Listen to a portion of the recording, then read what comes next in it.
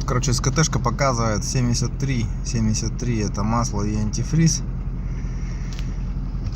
Как бы не сильно нагрелся еще. Мы сюда приехали на стоянку. Он заглох, когда температура была около 80. Не знаю, слышно будет на видео звук или нет.